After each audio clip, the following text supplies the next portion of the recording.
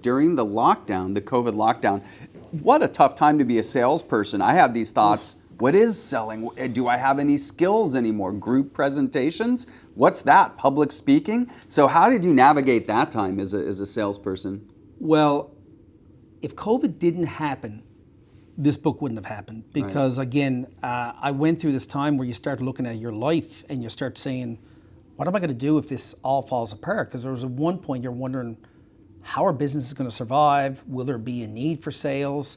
So you start looking at other skills and you're wondering, like, do I have any other skills? So COVID allowed me the time to actually write this, because I could have just went and watched Netflix and stayed in my pajamas for a year and a half, but I dug into this. But it also allowed me to go back to some things I missed when I was a younger salesperson. And I realized I was doing some of these things, but I wasn't codifying it. I wasn't writing it down anywhere. So I literally started with the Costanzas. I mean, that's where I started.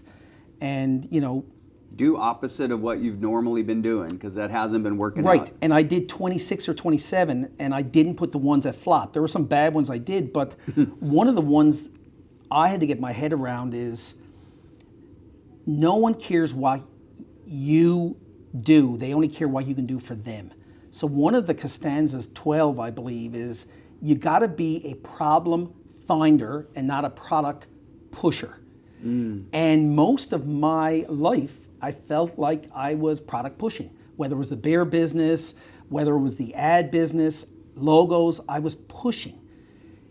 Your job as a salesperson is you have to be a problem solver. And sometimes people don't know it's a problem. So we didn't think we had a taxi problem until we did an Uber for the first time. And then you said, I think there's a better way to do things.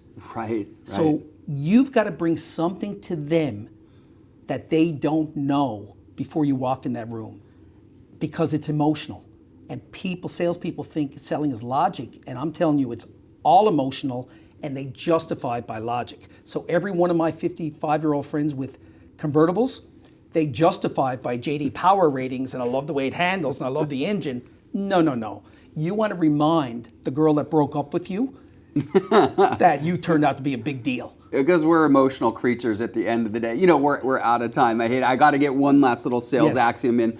All things being equal, you like to do business with your friends. All things not being equal, you like to do business with your friends. Yes. So it's important to be friendly and to be authentic, which is, I love the takeaway for this. We have like minus 30 seconds on the show. So final thoughts for the viewers out there. It always goes like that with us.